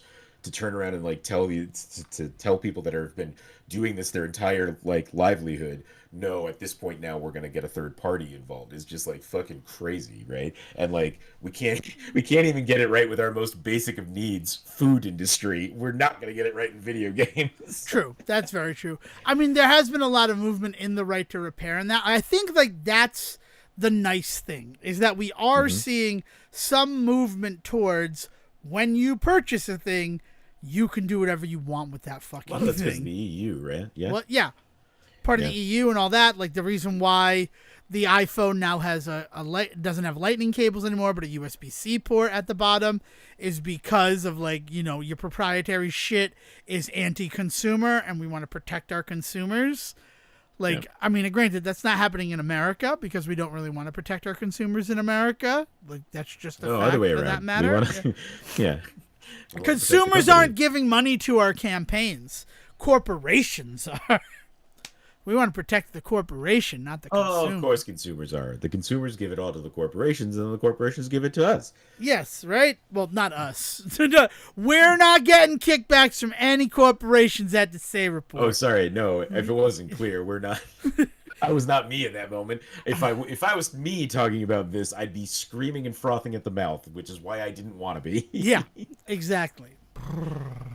But yeah, so it's this weird thing. So that there's even some talk that like the emergence of something like the MIG switch is one of the reasons that the Switch 2 has been delayed. So that they can maybe. find a protection against that going forward. And the issue is that there's always somebody who's going to take it to the level. In practice, on paper, the MIG switch seems like a beautiful solution, right? I take my bin that is next to me right now full of 50 Switch game cards, right? That you bought. That I bought. I bought all of them, right? Purchased, right. I dump those games to the MIG switch, and now instead of when I go on vacation schlepping along 50 games with me in case, some game I have like some craving to play a game, I get to play it on my Switch this way, right? I just bring the files along and I press a button to switch it over and life is good. But the problem is, because the whole sequence is that it dumps everything, including that unique license number. The fear then becomes that people, and this is a realistic fear, right? Because I don't know if you have like game exchanges around you. Have you ever been to a game exchange? And I don't even know if game exchanges are like this anymore. But this was one of the craziest things about those stores in particular, and maybe other stores as well. But there are 6 of them in Connecticut. And I used to do like, as a weekend trek, I would go to all 6 game exchanges in a loop. And their biggest section in a store that's supposed to be selling video games was used DVDs and other media. And primarily it was films that came with a digital copy. The people would buy that film, take the digital copy, and then sell it to Game Exchange. Yeah, that's true of any trade-in place ever, right? Is you just can't expect that the digital copy is still going to be a valid thing with these things because, I mean, I'll be entirely honest. I have traded in movies before that I have the digital copies of still, but not because I like bought it, did the digital copy, then sold it. I bought it, did the digital copy, owned it for 5-6 years. Then when I was parsing down my shit, I just sold off the physical one I had. It never even occurred to me I've got that digital version. You know what I mean? Because like that just isn't even part of the whole the math for me. Like I don't even think that's that shady. But technically you purchased that digital license and you're still using it, right? Exactly. And again, waiting 5 or 6 years, you probably got like pennies on the dollar for that movie. You weren't getting. It is those people who like on Tuesday, I'm going to go to Walmart, get this new release. In my car, I'm going to activate the digital copy, right? Because movies anywhere, you could just do that on your friggin' phone, right? And then Right. you already have Right. it. And then I'm going to stop by the game exchange and I'm going to trade it in, this film that came out today, for probably a solid amount of money, right? Let's say Yeah. half of what you paid for it new, right? If you paid $30 for it new, you could probably get a good $18 for it traded in, right? Yeah, on the same day. And then they get to sell it for less than that $30 for 20, and they're still making like a $2 profit on that film, right? So it's the circle of life. It's why GameStop was such a weirdly predatory idea to corporations, because, you know, they're basically making money off of your work. Mm-hmm. Yeah. I don't have a problem with it, but that is a thing that you saw. But what the people are fearful of with the MIG switch is, I take those 50 games that I own, right? I dump them, and then I sell those 50 games. So now Right. I have a copy of all those licenses dumped to whatever the MIG switch creates when you dump a game. And then there's somebody out there who might have that same game. And what if in that like 1 in 10,000 chance that we both happen to be playing that game at the same time, what's Yeah. going to happen then? Well, and the accessibility of the MIG switch also introduces the idea that that could be done completely innocently by somebody that doesn't understand all the tech behind it. Right, Like, exactly. if you're not super into this conversation that we're having right now, for example, right? You might be the kind of person that's still into buying one of these things because you can back up your stuff, and then I can see somebody thinking, okay, I've backed it up, I don't need this physical one anymore, right? And like, I'll give it to my brother, I'll give it to a friend, I'll sell it, and like suddenly there's some problems there, right? Because they didn't realize that what they were doing was just backing up what they had and not like ripping it, you know, like truly. Yeah, like, you're not ripping the file. You're literally creating a backup of everything that is on that cart, right down to its license ID. right. And that's big. But then the other difference is that eventually, because this technology exists, and the technology already existed, right? That's the reason why, like, Nintendo, I don't know if you saw everything that went down with 1,000 Year Door, but like, they canceled a bunch of pre-orders. Mm-hmm. Yes. And that was because they're like, we're not going to send out games until release date, because we do not want there to be a chance that this game is going to leak, the way that they saw with Wonder and with Super Mario RPG. Right. Yeah. And- there was like some real fear that something was going on behind the scenes and they were going to be pushing back the release. But no, they just were covering their asses because they were so worried that the game would get out and a bunch of people that had already put money down were going to somehow get it. I don't know what their fear was in canceling the pre-orders. So their honestly, fear but- was that it gets out, right? If we have pre-orders, the way that pre-order culture exists, it does get shipped out like a week early. So right? somebody's going to get this in their hands. So a day early. somebody's I see going to what you're get this saying. in a Yeah, day yeah. early. And of all those people who are going to get it in a And day, what if that person is unscrupulous? and they are, right? And we've seen Right, that. yeah. Like the fact that Wonder was available too. I mean, I finished Wonder 2 weeks before it released, right? I then went out and bought the game and did it legitimately. All right. I did the same with Super Mario RPG, because it's like, I want to play these games, and here's an You're opportunity to part play of the these problem, games. Dev. I know I'm part of the problem, Siege, and I'll admit that. I know that it wasn't the proper thing to do, but it's what I did. I will admit that it's a thing that I did. And now I hear the sirens and the helicopters. They're coming to take me away. No, it's just, it's one of those situations. And then I went and I bought the game, right? I haven't beaten Super Mario RPG on my legitimate, like, Fox Zero account on my Switch, but I did it on my, like, speedrun account to see how fast I could get through the game in breezy mode. But I was so disappointed when I got my Switch, like, how much you've played of games and everything. I'm like, why is the Super Mario RPG on here? And I'm like, oh, right, because I did it differently, this one. And that's a weird thing that happened because of that.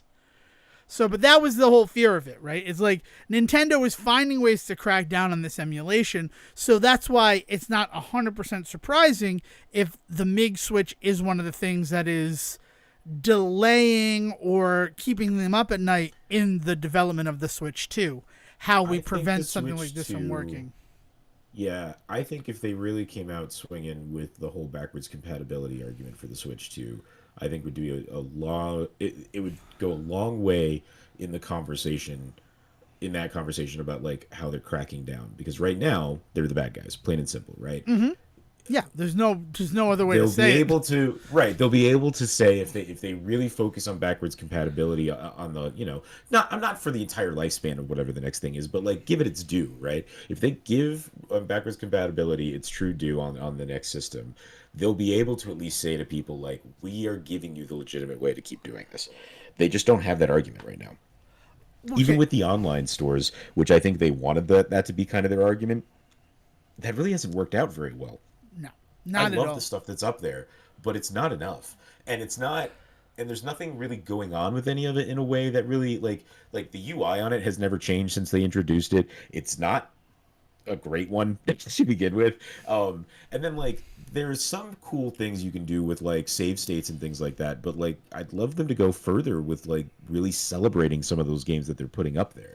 You know, not the full on like remakes that we see with like Super Mario RPG. I'm not saying remake like redo the games or anything like that, but like digital like just some like digital fun extras that go along with stuff like maybe some more character icons or some bullshit, but just anything more than what's there, because it really isn't much. I mean, Hab Guy alert right here. I'm going to tell a story that one of our listeners brought to me when we were talking about Thousand Year Door in our last episode. He didn't know that there was an N64 Paper Mario. He thought that Thousand Year Door was the first Paper Mario game. There's no reason that you remake Super Mario RPG and then skip over Paper Mario for N64. Of the games that like could really benefit from a re-release, that is the one, right? But it is available up on their Switch N64 emulator, and has been for a while actually. Yeah. So like if you wanted to play it, this is what I'm saying, is they now get to say we have given you the legitimate way to access that game. Well, I mean, that's my issue. Yeah. My issue with the like plus like the expansion pass of Nintendo Switch Online, because you're not going to get any N64 games re-released, right? The reason why they delisted Super Mario 3D All-Stars was so when Super Mario 64 went up, they weren't competing against themselves with that. Right, yeah. I'm not, and like I want to be clear, I'm not saying that this is a good excuse or a legitimate one that like absolves them of all their sins, but it is what they now get to, like the fact that they have had nothing to say back in this conversation has just made it really hard to watch them to like flounder, right? But to see like them kind of push back means that they're listening, right? And that's good. That's good to see. Yeah. I don't think that they cared about Paper Mario, because also I don't think it did super well, right? Like it did really well in terms of starting a franchise, but not as well as Paper Mario Thousand Year Door, right? Thousand Year Door was like the big kind of Paper Mario game. Still is, I think. I mean, even as much as I love Origami King, I still don't think they've ever matched the success of Thousand Year Door. If I'm not Thousand mistaken. Year Door, and a big part of that is the fact that, as we covered last week, they never made a game like Thousand Year Door again, which is just like, okay, how are you going to do as well? I'm trying to get the reception, see if they can like see how much money it made. Selling more than the closest. Yeah. Sorry, no, go ahead. I was gonna. Week of its release in Japan, it sold 276,000 copies. Critics loved it and all that. So like it makes sense why it would get the sequel. So that makes sense, but the sequel definitely hit, and that's because the GameCube hit far harder than the Nintendo 64 did. Yeah, and I think that's the other reason why they make this one and not the N64 one, is kind of the same argument. Like we have a way for N64 games to get into your hands. We don't have a way for GameCube games to get to you, right? Like so they focused on the GameCube one. I mean, it's the same with Luigi's Mansion 2, right? Is like that one was also a GameCube release. They just seem to really that was kind of the DC. That was the DS release. That was DS. Yeah. Even weirder. 3DS. But yeah, that game sucks. I'm sorry. I want to be excited about Dark Moon. I want to tell people to play it. It is built for portability in a way that is disgusting. Luigi's Mansion is Nintendo. But they're like reconfiguring it like they did with some of these other ones, so that it's on the Switch, and I imagine they're gonna have to make some very drastic changes in that regard. Do you think that maybe it's worth checking out to see if they, Oh, I don't know. I or do you, cannot or is recommend it, that sorry, game at but, all. or, It or is it that game is so dependent on those mechanics that like they can't exist without it? Like the game can't exist without them? so Dark Moon or Dark of the Moon, whatever it is. I think it's just Luigi's Mansion 2 Dark Moon. It might just be Luigi's Mansion Dark Moon. You go to, there's 5 different mansions, and that is one of the coolest things about the game, is that it's 5 different locales, and each one does feel like uniquely the area that you're in. They're all like haunted house vibes, but like one of them is very clearly like a museum. One of them kind of feels like a farmhouse and things like that, which is very cool. The problem that I have with Luigi's Mansion Dark Moon, one of the reasons why I dropped the game, what I used to do, right? My family, for Thanksgiving, every Thanksgiving, we would go on like a long car trip, usually to like Tennessee, to the south, right?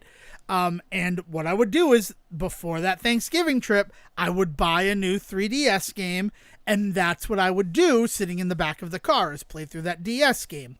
Now, the ones that I like remember doing this with, and like not only did Dark Moon kill that as a thing that I did, it's just like that's a shame. Like that's a real shame, because like Super Mario 3D Land, right? I played that game an entire drive down to Tennessee and an entire drive back. That was good. Super Mario Kart 7. Even though I finished the game by the time we got to Pennsylvania, like 4 hours, I had completed every course in that, and my finger was like awful from like having to like slide on a 3DS, like the smaller 3DS. Like I still continued to play that game.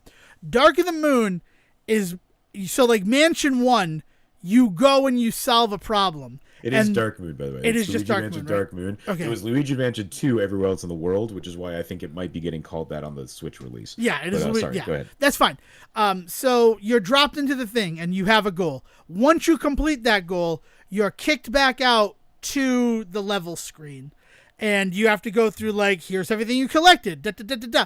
So like, it's not the best thing about Luigi's Mansion. The original Luigi's Mansion is that you are plopped into that mansion, and then like, there's not a lot of loading screens, right? It is just one continuous exploration through the mansion. Dark Moon, every time you complete something, you're brought back to like the menu. And you have to go through all of that, and then you have to go through everything before you get back into the game. And it's just a lot of hurry up and wait, because they were targeting the mobile game market. So rather than give a big immersive experience in Luigi's Mansion Dark Moon, it's like built for 5-minute play sessions on the train. I liked the hotel mechanic of 3, like having the various floors and having like a hub floor and stuff like that. That really worked for me. But again, it did feel like one continuous experience. Yeah, exactly, right. Yeah. It still felt like a continuous experience, but still gave you the ability of kind of like cordoning off like sections and things like that.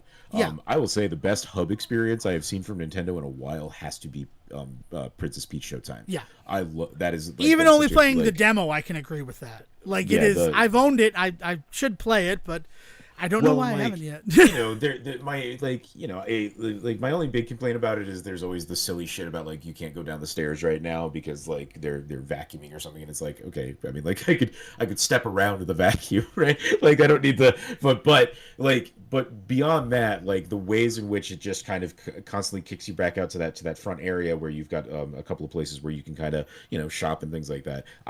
It was delightful and really easy to pick up and put down because of it.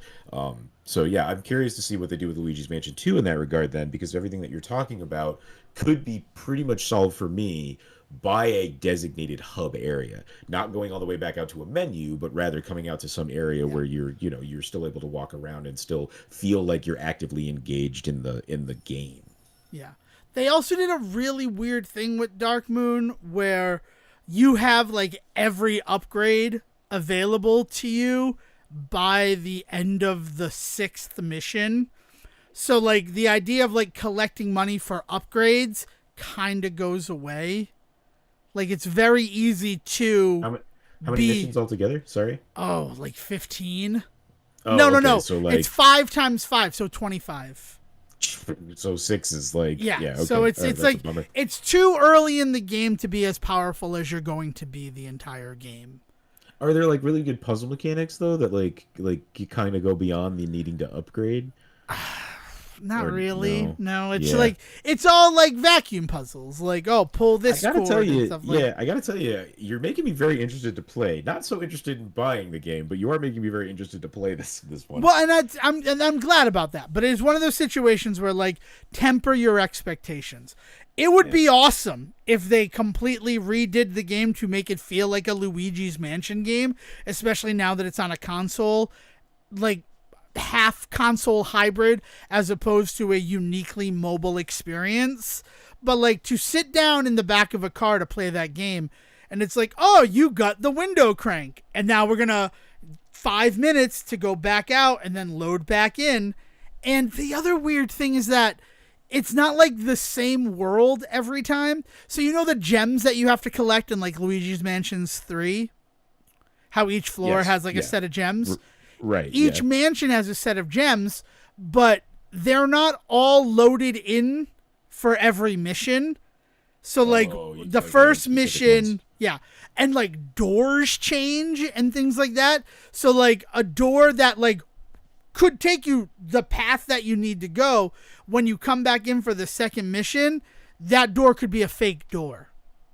And it's just like, what, this doesn't, like, I get, oh, it's spooky and everything like that, but it's just kind of like, fuck you, is what it feels like. Like, Yeah.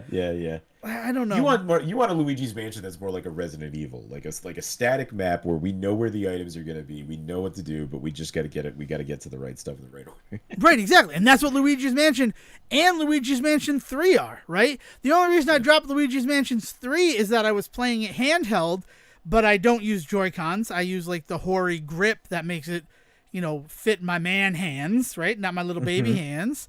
And that doesn't have any rumble. So when it came time to like hunt for booze, it was miserable. I know you can look at the goo in the back of the like poltergust to see if they're around, but miserable. And I'm just like, I need to go back to this on an actual screen, and I just never did. So I got to finish that one. Luigi's Mansion 3 should probably be one of the games I beat this year. Though we're halfway through the year, and of the 12 games I wrote down to beat this year, I have beaten 0 of them. Because I have been like blessed with these wonderful experiences. I have a recommendation for everybody. First of all, I played Wampum again, and I don't really like Wampum. I prefer the Japanese version of it, but I cannot find my Japanese cart, and I'm very mad about that. You know Wampum, right? What? No, it sounds like I mean, Yeah. that is a term for indigenous like money, Right. isn't it? But It is is, it like so, a yeah. bad term? No, wampum is just like what the indigenous people, the native people, that's what they traded was wampum. But the game itself, which is completely changed from the original Japanese version of the game, which I'm trying to find the name of. It's like totally, Sayuki World 2 Tenjokai no Majin is the Japanese version of the game. So, wampum. In America, it was released as Wampum, WHOMP space apostrophe EM. Oh, And wampum. yeah. Okay. And all of the Sun Wukong Journey to the West stuff has been replaced with Native American iconography. Oh, nope. We're right back there. Yeah, no, it's bad. It's not good. It's not good. And so I really love the Sayuki World 2 because, Monkey and his freaking cloud, all of the items like plus that way. Plus, the game is not as hard as its American counterpart because of NES Hard in America. But I did play through that one again. And I do recommend, if you have the opportunity to play that game, it's a fun game. It's like Mega Man, but you have a spear instead of a blaster. And then every boss that you beat gives you an upgrade. And it's a blast, that game. I really do enjoy that game. Kind of feels like a little bit like Adventure Island or Monster Boy. All these really great games. And replaying it made me happy. But if you're able to, and you can, read the Japanese of it all, Sayuki World 2 Tenjokai no Majin is the superior version of that game. And I'm really upset that I can't find like any of my Japanese NES stuff right now.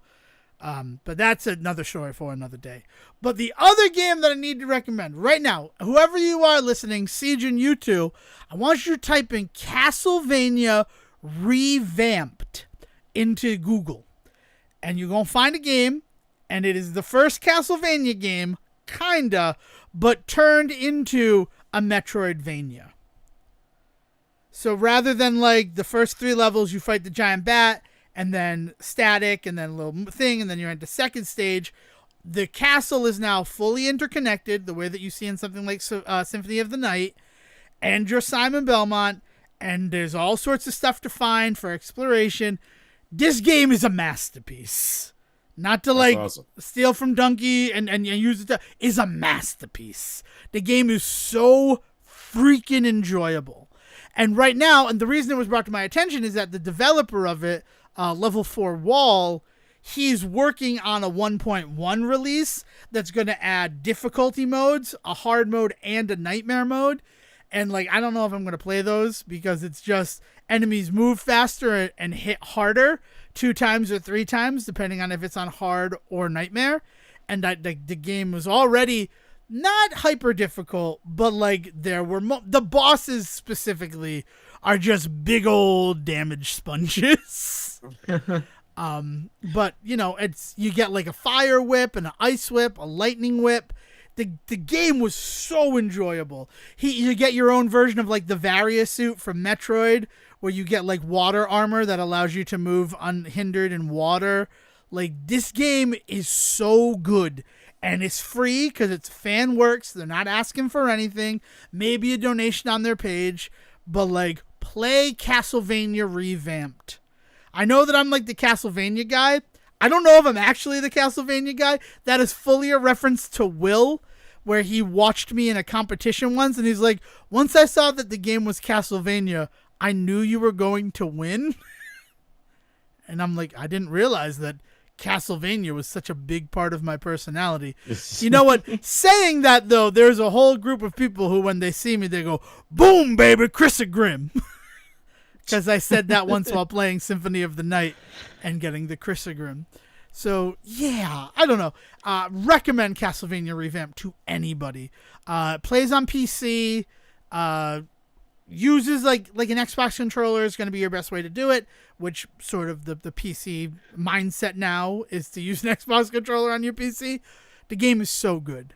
And and it's not hyper, like, it's kind of forgiving. You get like a lot of life upgrades and things like that. So I recommend it. Cool. Because that was a huge part of my week, was playing through that game. I found out about it on Sunday, and by Tuesday I had 100%ed it.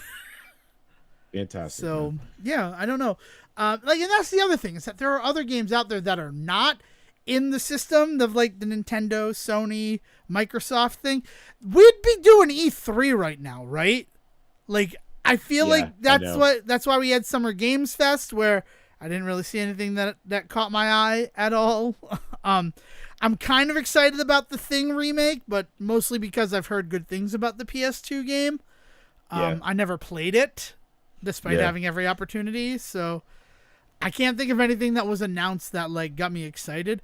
The next game I'm excited about that's like an announced game is the Nintendo World Championship game that's coming out on the 19th of July.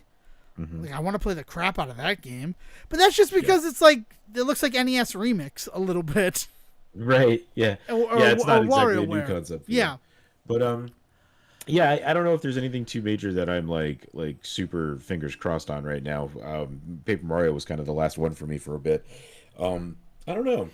Yeah, it's. I was trying to think if it was worth getting into an Xbox anymore. No, I don't think it is. I think that's what I'm hearing. Yeah, which is crazy. I mean, just get a good gaming PC, right? Sony has understood that like the best way to get their games out to people is through that.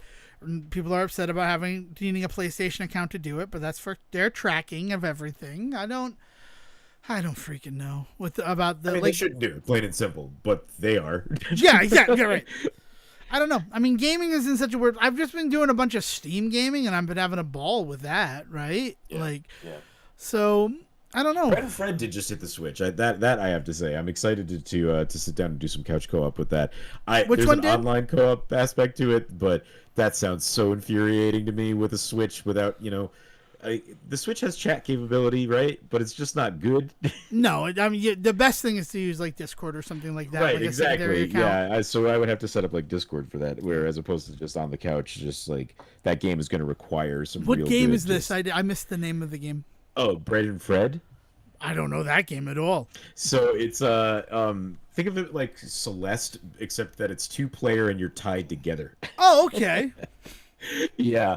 So there's some platforming stuff that you have to do that involves a lot of physics of like swinging each other around and you're trying to climb up a mountain.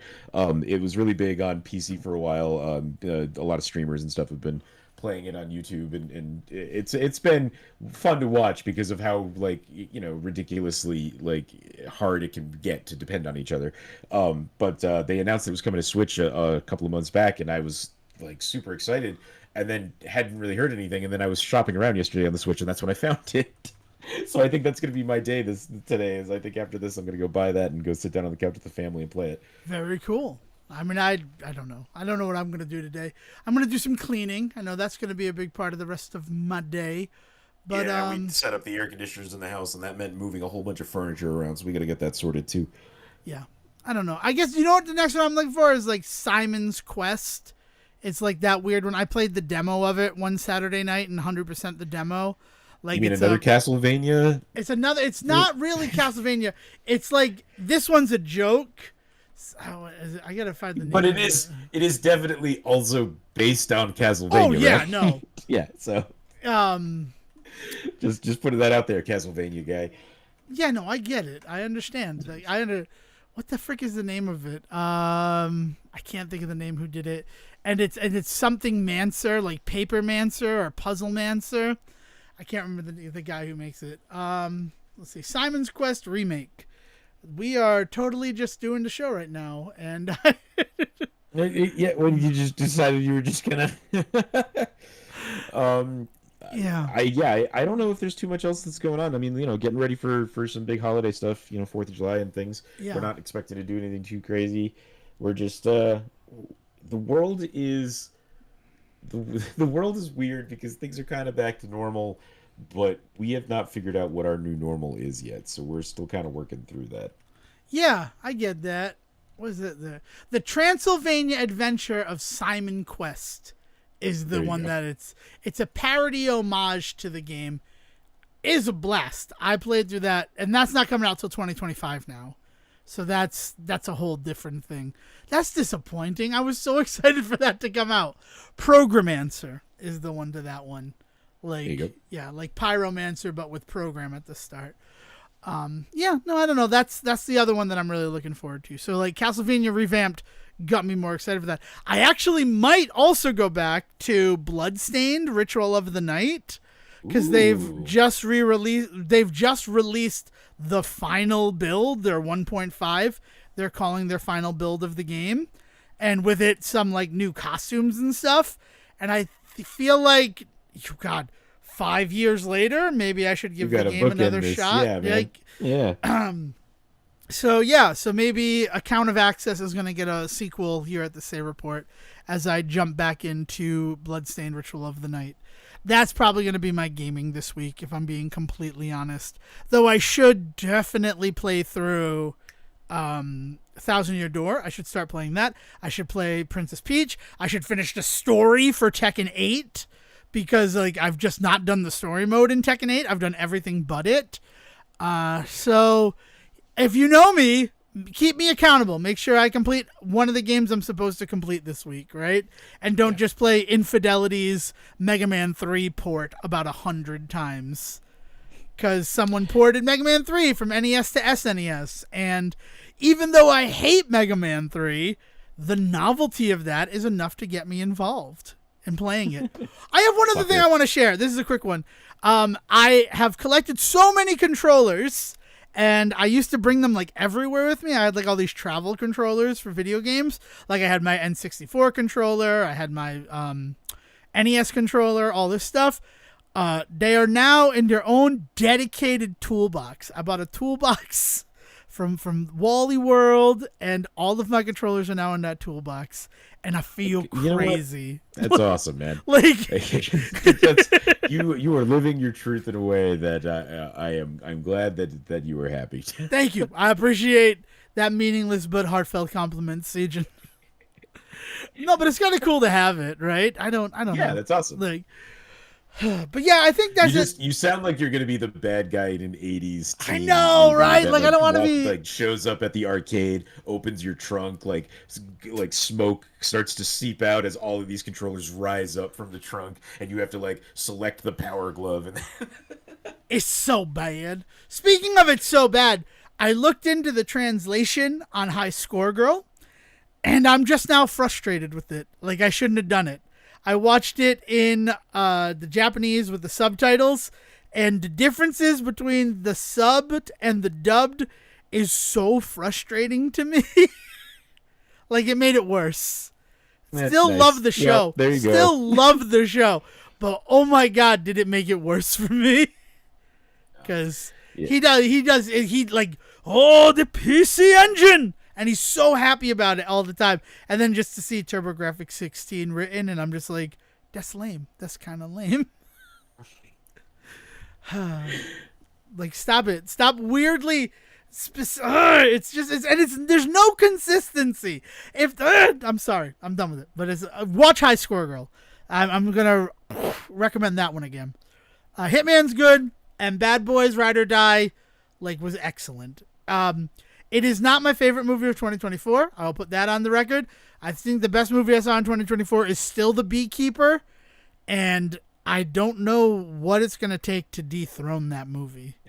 Probably a beekeeper, right? That's what they do. I gotta say, Monkey Man was a toss-up. Like, Beekeeper was really good. Monkey Man was just as much fun to watch, and also had a little bit more meat on its bones in terms of concept. But Beekeeper was a fun time, man. I think we talked about this. I definitely started did. Smiling, the second that movie started, and I didn't stop. My mouth hurt afterwards. So, yeah. Excellent. Anyway. All right. Anything else that you want to talk about before we bring this one in for a landing? Yeah, the music industry is also doing pretty shit as far as the Hollywood stuff goes we talked about, but we'll talk about that next week. I'm going to a concert later this summer, and I'm a little worried it might not happen because all of the bigs are just canceling shit left and right, but we'll see. Jeez, people have been inviting me to concerts. I'm like, I don't do concerts anymore. And I feel bad saying that. I used to love going to concerts, but the cost is just, for what you get, is not worth it to me. Like, I got to see Soul Asylum for free back in December of 2019, and that show was incredible. So you asked me like $300 to go see Weezer? Like, that's a hard sell for me. Yeah. I love Weezer. I love the Bare Naked Ladies. But, $100 is kind of my cap for going to see a show. And even then, it's got to be someone that I really like as a band. And I don't know. I guess I'm reminded of, just as a teaser to this, and then we'll send this one away. Last year when you were going to be in town, and someone's like, oh, Siege is going to be in town. You guys should go see Adam Sandler. Because we do the ASCU podcast, right? We just dropped our Leo episode. And I'm like, yeah, it's a great idea. And then I looked it up, and it would have been $2,000 for the two of us to go see Adam Sandler. That's too much money. And that would be an excellent thing. I'm sure we'd have memories that last a lifetime. But $2,000 is so much money. Yeah. Yeah. All right. So nothing else from you, right? We're good? No. Excellent. Yeah, I think we're good for this week. I'll see y'all next. Yeah, looking forward to it. Oh, cricket. We got to talk about cricket a little bit next week, too. So in the interim, we're going to find out what a crumpet is, because you got to know what a crumpet is to understand cricket. And if you know what a crumpet is and you want to help us understand cricket, you should join us in the Say Report Discord. If you find us on any of the social media platforms we're on, so like X, formerly Twitter, or Facebook, there's an invitation to join us in the Say Report Discord. We'd love to have you. If you were in there right now, you're going to be greeted to the box art of Wampum and probably be like, what the fuck is that about? Because we're recording. This episode hasn't been released yet. but who knows? And if you're not on Discord, and that makes sense, some of our listeners I know are not on Discord, we still go like the old school way of just email. So you can send an email to thesayReport@gmail.com. Make sure if it's specifically for Sejan's Eyes or my eyes, you put our name in the subject line and it will be parsed out appropriately. But we'd love to hear from you, right? Let's make this a conversation and not just between Sejan and I. So join us in the Discord or send us an email. We'd love to hear from you. But with all of that said, William, it's time to bring us home. Have a great rest of your day. Thank you for listening to the Say Report with your host Devon Decker and Sejan Serwick. Please follow the guys on Twitter and Facebook by searching for The Say Report, and you can always subscribe on your podcast channel so this is delivered straight to you and you can enjoy it every week. With apologies to your mother, we'll see you next time.